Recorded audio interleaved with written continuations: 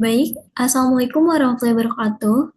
Jadi di sini saya akan menjelaskan mengenai pemahaman saya selama proses pembelajaran mata kuliah manajemen keuangan.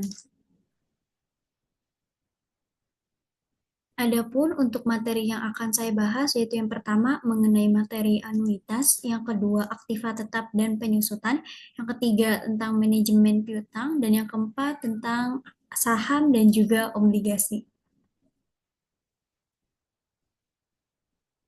Baik, untuk materi pertama yaitu mengenai anuitas. Anuitas adalah serangkaian pembayaran ataupun penerimaan uang dalam jumlah yang sama besarnya sepanjang periode tertentu.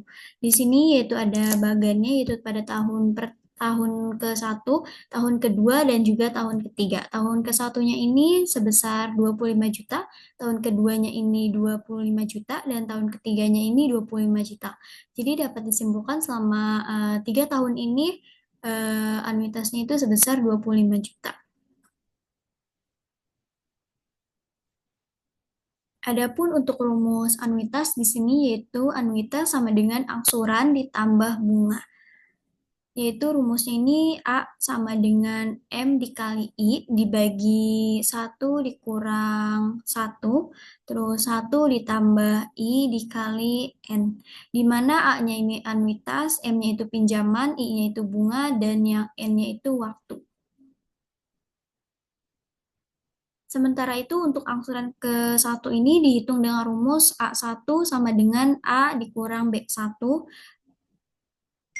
Selanjutnya untuk rumus bunga ke-1-nya ini dapat dihitung dengan rumus B1 sama dengan M dikali I, di mana B1-nya ini bunga pertama, M-nya itu pinjaman, dan I-nya itu suku bunga.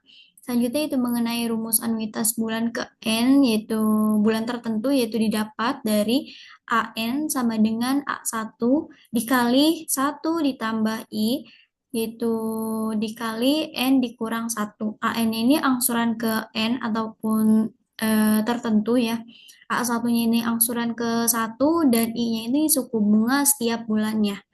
Adapun untuk rumus bunga ke N ini dapat dihitung dengan rumus BN sama dengan A dikurang AN. Adapun untuk contoh soalnya yaitu di sini suatu pinjaman akan dilunasi dengan anuitas bulanan jika besarnya anuitas bulanannya itu sebesar 500.000, tentukan besarnya angsuran ketiga jika bunga pada angsuran ketiganya itu sebesar 120.000. Selanjutnya yang kedua ini besar bunganya ini pada angsuran ketujuh itu jika angsuran ketujuh adalah 460.000, maka jawabannya adalah A3 sama dengan A dikurang B3. A3-nya di sini 500.000 dikurang 120.000, hasilnya itu 380.000. Jadi angsuran ketiganya ini adalah 380.000. Selanjutnya yaitu mengenai angsuran yang ketujuh, yaitu di sini BN sama dengan A dikurang AN. Maka B7-nya ini di sini 500.000 dikurang 460.000 sama dengan 40.000 ya. Jadi bunga pada angsuran ketujuhnya ini sebesar 40.000. Adapun untuk contoh soalnya yang lain, yaitu di sini suatu pinjaman ini akan dilunasi dengan anuitas tahunan. Selanjutnya tentukan besarnya anuitas jika besarnya angsuran ke-6 dan bunga ke-6 masing-masingnya itu 415.000 dan juga 85.000. Di sini jawabannya yaitu rumusnya ini AN sama dengan AN ditambah BN, A6 sama dengan A6 ditambah B6. Hasilnya itu di sini 415.000 ditambah 85.000, didapatkan 500.000. Selanjutnya yaitu di sini ada contoh soalnya lagi, yaitu suatu pinjaman sebesar 10 juta akan dilunasi dengan anuitas bulanan itu 500.000. Jika suku bunganya itu 3% per bulan, maka tentukan besar bunga ke-1 dan angsuran ke-1, lalu besarnya bunga ke-9 dan angsuran ke-9. Selanjutnya di sini jawabannya yaitu bunga angsuran ke-1, yaitu rumusnya M dikali I, sama dengan 10 juta dikali 3%, hasilnya itu 300.000. Selanjutnya yaitu yang bunga ke-9-nya, yaitu di sini A1 sama dengan A dikurang B1, yaitu hasilnya 500.000 dikurang 300.000 ya, yang hasil dari B1, maka didapatkan yaitu 200.000.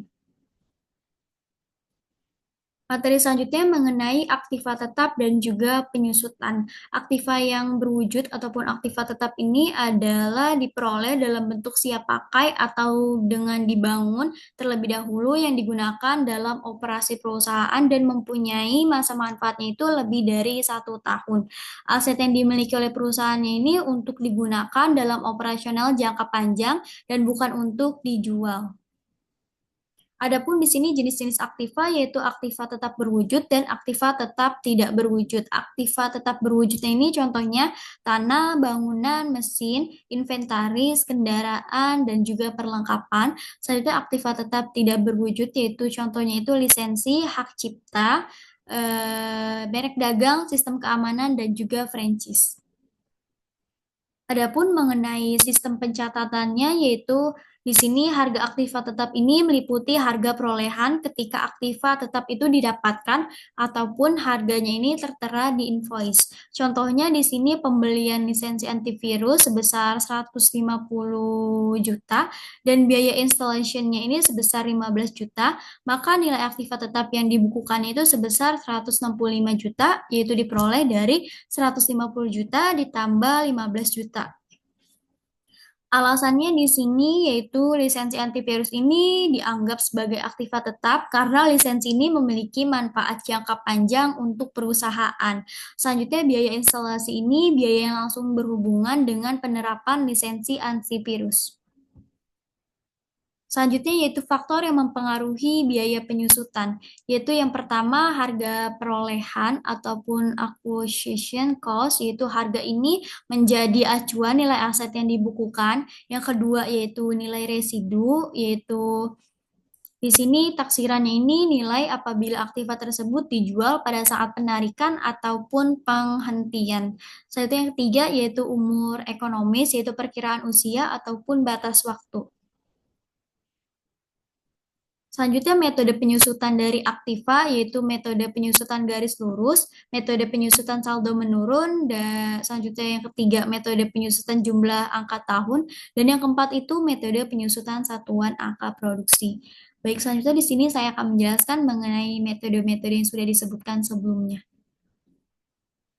Yang pertama yaitu metode penyusutan garis lurus. Metode penyusutan aset tetap yang biaya penyusutannya itu tetap sama setiap tahunnya hingga akhir usia ekonomis aset tetap tersebut ya. Rumusnya ini di sini depresiasi sama dengan harga perolehan dikurang nilai sisa selanjutnya dibagi usia ekonomis. Contoh soalnya yaitu di sini PT Indonesia Jaya membeli sebuah mesin untuk produksi seharga 600 juta dengan nilai residunya ini sebesar 20 juta.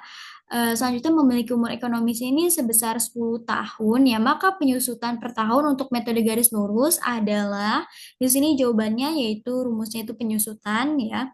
Harga perolehannya itu 600 juta dikurang nilai sisanya yaitu 20 juta dibagi umur ekonomisnya itu 10 tahun ya. Maka hasilnya di sini adalah 58 juta per tahunnya. Selanjutnya yang kedua yaitu metode penyusutan saldo menurun. Metode ini merupakan metode penyusutan aset tetap yang ditentukan berdasarkan persentase tertentu dari harga buku pada periode tertentu ya. Adapun untuk rumusnya sendiri di sini penyusutan sama dengan 100% dibagi umur ekonomis dikali 2 dikali harga beli dibagi nilai buku. Di sini contohnya ini tahun pertamanya ini 100% dibagi umur ekonomisnya seperti yang sudah disebutkan sebelumnya ya rumusnya. Maka di sini kita masukkan yaitu 100% dibagi 10 dikali 2 dikali harga belinya itu 600 juta.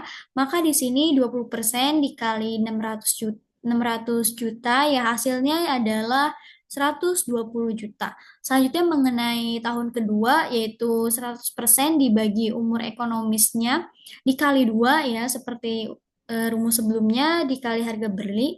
Maka jika kita masukkan di sini 100% dibagi 10 dikali 2 dikali 600 juta. Selanjutnya yaitu dikurang dari tahun yang pertama ya harga belinya yaitu 120 juta, maka di sini 20% dikali 480 juta hasilnya adalah 96%. Begitu juga dengan tahun-tahun selanjutnya ya. Tahun ketiga, tahun keempat, tahun kelima ya rumusnya itu tetap sama. Selanjutnya juga dimasukkan harga belinya ya pada tahun-tahun sebelumnya. Yang ketiga yaitu metode penyusutan jumlah angka tahun. Berdasarkan metode jumlah angka tahun, besarnya penyusutan aktiva tetap tiap tahunnya ini jumlahnya itu semakin menurun. Metode jumlah angka tahunnya ini tahun itu ditambahkan. Contohnya umur ekonomisnya itu 10 tahun, maka jumlah angka tahun ataupun penyebutnya yaitu 1 ditambah 2 ditambah 3 ya sampai dengan ditambah 10 ya. Dan hasilnya itu 55. Adapun untuk jumlah pembilangnya itu 10, 9, 8, 7, 6, 5, 4, 3, 2, 1. Selanjutnya di sini yaitu ada penyusutan tahun pertama yaitu maka 10 dibagi 55 dikali harga perolehan dikurang residu. Selanjutnya untuk penyusutan tahun kedua yaitu di sini berkurang berarti ya jadi 9 dibagi 55 dikali harga perolehan dikurang nilai residu. Di sini adapun untuk contohnya ini di sini PT Indonesia Jaya membeli sebuah mesin untuk produksi seharga 600 juta dengan nilai residunya itu 20 juta ya. Yang memiliki umur ekonomis itu 10 tahun, maka penyusutan per tahun untuk jumlah angka tahunnya adalah penyusutan tahun pertama di sini 10 dibagi 55 dikali 580 juta ya. Maka hasilnya adalah 105 juta 454 545 ya. Selanjutnya penyusutan tahun kedua yaitu 9 dibagi 55 dikali 580 juta, maka di sini hasilnya adalah 94 juta 909.090. Adapun untuk metode selanjutnya itu metode yang keempat ya, metode yang terakhir di sini metode penyusutan satuan angka produksi. Di sini berdasarkan faktor pemakaian ya metode ini itu ditaksir dalam satuan produksi. Contohnya di sini PT Indonesia Jaya membeli sebuah mesin untuk produksi seharga 600 juta ya dengan nilai residunya itu 20 juta yang memiliki umur ekonomis itu 10 tahun. Maka penyusutan per tahunnya itu diperkirakan tahun pertama mesin tersebut itu bisa memproduksi 2000 unit. Lalu 1800, 1500, 1300 ya sampai dengan tahun-tahunnya selanjutnya ya. Di sini penyusutan tahun pertama yaitu 2000 unit ya dibagi 10.000 dikali 580 juta ya maka hasilnya adalah 116 juta. Adapun untuk penyusutan tahun keduanya ini 1800 dibagi 10.000 dikali 580 juta dibagi maka hasilnya adalah 104 juta 400.000. Begitu juga dengan penyusutan tahun ketiga, tahun keempat ya rumusnya tetap sama, hanya yang berbeda dari unitnya saja. Baik, untuk materi selanjutnya yaitu mengenai materi manajemen piutang ya. Manajemen piutang ini adalah perencanaan, pengorganisasian, pelaksanaan dan pengendalian piutang organisasi. Piutang lahirnya ini karena perusahaan itu menjual barang secara kredit ya. Piutang perusahaan ini dalam usaha ini meluaskan pasar. Pada umumnya perusahaan itu akan menjual hasil produksinya secara kredit yang melahirkan piutang. Di sini ada kas, persediaan barang jadi dan juga piutang. Adapun untuk di sini perputaran piutang ya, di sini seperti penjualan bersih ya pada tahun 2019 dan juga tahun 2020 ya penjualan bersihnya itu 200, sedangkan pada tahun 2020 itu 180, selanjutnya piutang awal tahunnya itu 40, sedangkan pada tahun 2020 itu 50, selanjutnya juga piutang akhir tahunnya itu 60, sedangkan pada tahun 2020-nya itu 30 ya. Maka di sini rata-rata piutangnya ini di sini 40 ditambah 60 dibagi 2 pada tahun 2019 hasilnya adalah 50. Sedangkan pada tahun 2020 ini di sini 50 ditambah 30 dibagi 2 dan hasilnya itu 40. Selanjutnya perputaran piutangnya di sini 200 dibagi 50 maka pada tahun 2019 ini perputaran piutangnya itu sebesar 4 kali ya. Jadi pada tahun 2020 itu 6 kali. Adapun di sini rata-rata pengumpulan piutang di sini pada tahun 2019 itu 50 hari dan pada tahun 2020-nya itu 30 hari. Selanjutnya di sini Piutang yang baik itu piutang yang memiliki perputaran pengembalian yang paling tinggi. Contohnya di sini ada salah satu contohnya lagi pada tahun 2019 ya di sini pada tahun 2019 ya seperti yang perputaran piutang yang saya tunjukkan gambarnya di sini 2019 itu perputarannya itu 50 hari, sedangkan 2020 itu 30 hari. Jadi manakah yang lebih baik? Jawabannya itu pada tahun 2020. Karena kembalinya itu jauh lebih cepat, karena tidak bisa digunakan perusahaan untuk membeli raw material. Sedangkan yang 50 harinya itu semua proses produksi itu bisa telat, seperti buat beli bahan-bahan yang dibutuhkan perusahaan.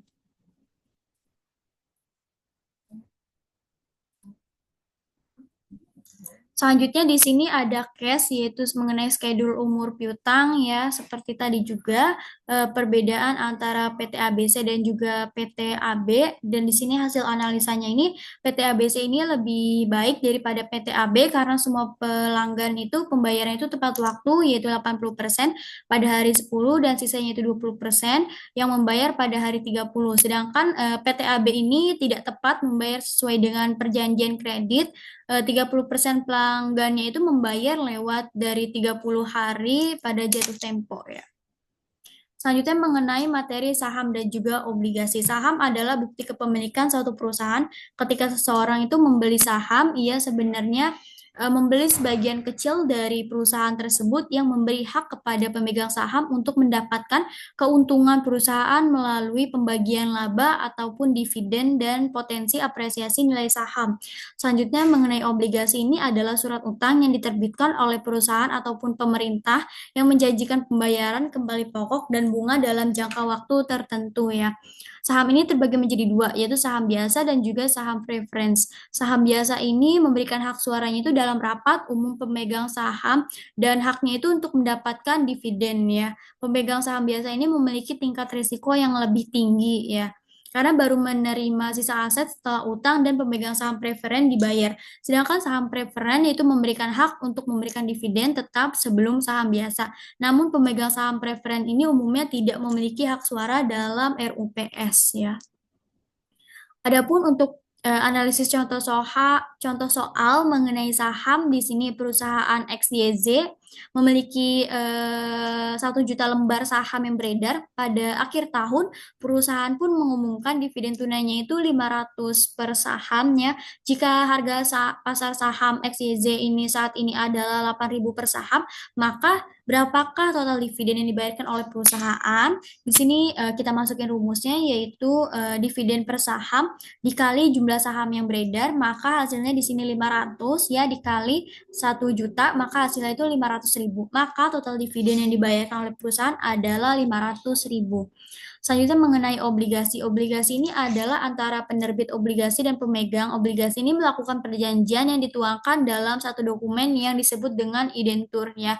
Dalam perjanjian tersebut itu dimuat beberapa persyaratan seperti nilai nominal obligasi, umur obligasi, besarnya bunga ya, praktik pembayaran bunga, peraturan pelunasan, besarnya rasio ya, terus selanjutnya kebijakan dividen dan juga peraturan tentang redemption ataupun hak istimewa untuk mencabut kembali ya.